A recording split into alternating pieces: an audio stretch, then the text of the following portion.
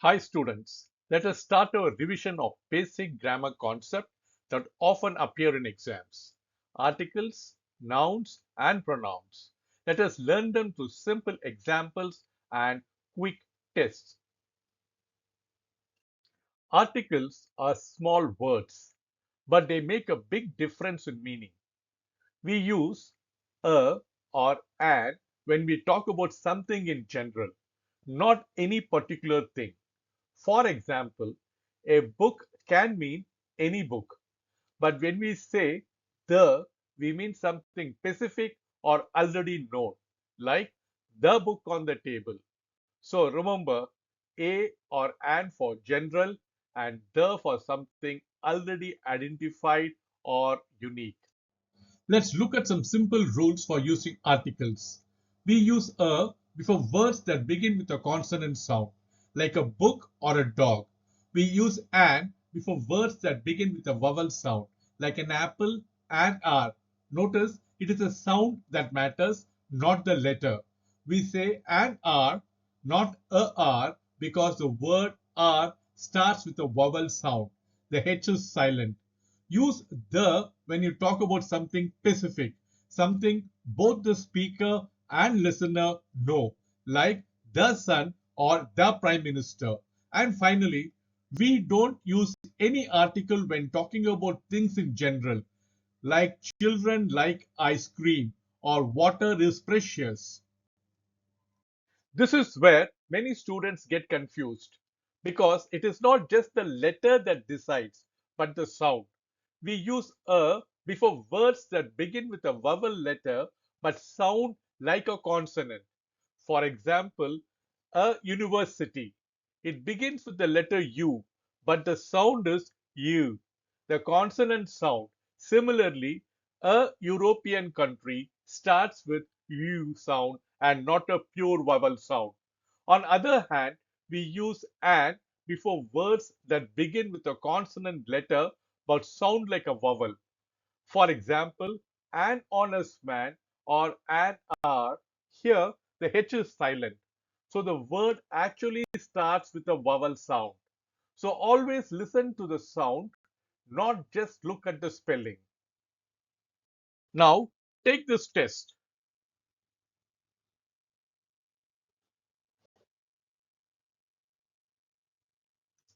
Well done if you got this right. Notice, honest takes an and because it starts with a vowel sound. Now let us move on to noun. A noun is simply a naming word. It gives a name to a person, place, thing, or even an idea. We use proper nouns for specific names like Ravi or India. Common nouns or general names like boy or city. Collective nouns refer to groups, a team of players, or a flock of birds. Abstract nouns name ideas or feelings like love or truth, which we cannot touch or see. And material nouns name substances or materials like gold, wood, or water. Knowing these types is very useful because it helps you use the right articles and pronouns later in your writing. When we change number, most nouns become plural by adding s or es. For example, boy, boys, bus, buses. But some words don't follow this pattern. They have irregular plurals like child, children, or man, men. These forms have to be learned by practice and exposure. Now, about gender forms. English sometimes has different words for masculine and feminine, like actor, actress, lion, lioness. Nowadays, though modern English often uses general neutral words, for example, actor for both men and women, still, exam questions may include traditional forms. So it is good to remember them. So keep an eye on irregular plurals and general gender words. They often appear in error correction and fill in the blanks questions. In English, nouns can be countable or uncountable. Countable nouns are the ones we can count, like a book, two books, or three apples. We can use a, and numbers with them easily. Uncountable nouns, on the other hand, are things we cannot count one by one, like water, milk, sugar, or information. We don't say an information or two milks. That is incorrect. Instead, we use words like some, much, a little, or add a phrase to make them countable. For example, water is uncountable, but we can say a glass of water to make it countable. Information becomes a piece of information, and advice becomes a bit of advice. If you ever get a question asking you to convert an uncountable noun to a countable form, remember to add a suitable unit or measure word like a glass of, a piece of, a bottle of, or a slice of. Understanding this difference helps you to choose the right articles and quantifiers. It is especially useful in error correction and transformation questions in your exams. Now choose the correct sentence. Remember, children is already plural. Never add yes to it. Next, we move on to pronouns. Pronouns are words that take the place of nouns so that we don't repeat the same name again and again. For example, Ravi is my friend. He is kind. Here, he replaces Ravi. We use pronouns every day. I, you, we, they, he, she, and it. They are different types of pronouns.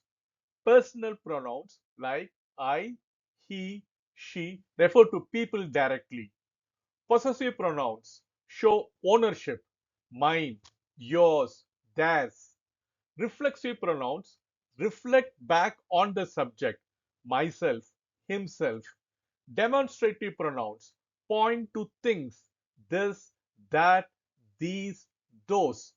Interrogative pronouns ask questions, who, what, which. Relative pronouns join clauses, who, that, which. And indefinite pronouns refer to non-specific people or things, someone, anyone, everyone. Understanding pronouns helps us write smoothly and clearly without unnecessary repetitions. When we use a pronoun, it must clearly match the noun it replaces, both in number and gender. For example, each boy did his work. The singular noun boy takes a singular pronoun his. If the noun were plural, we would say all the boys did their work. Next, always make sure your pronoun clearly refers to only one noun. In a sentence like, when Reena met Maya, she was happy. It is unclear whether she refers to Reena or Maya. Such unclear reference confuses the reader. So always rewrite to make it clear. For example, Reena was happy when she met Maya. And finally, remember reflexive pronouns. They always end with self or selves, like myself, herself, themselves. We use them when the subject and the object are the same person. For instance, I did it myself. So, in short, pronouns must match correctly and refer clearly. This helps this helps make your writing accurate and easy to understand. Now, choose the correct pronoun.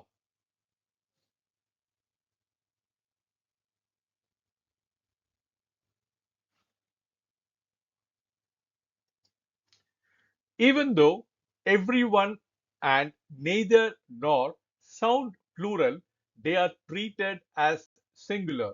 So use his instead of their. Go ahead, fill in the blanks with the correct word.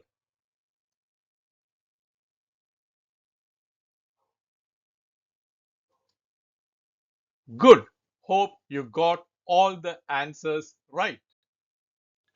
You have revised three core grammar topics that always appear in tests. Keep practicing the exercise part again before your exam. It really helps retain the rules. Thanks for watching. Subscribe to get notified for the next video, Grammar in Action, Tenses and Subject Verb Agreement Part 2.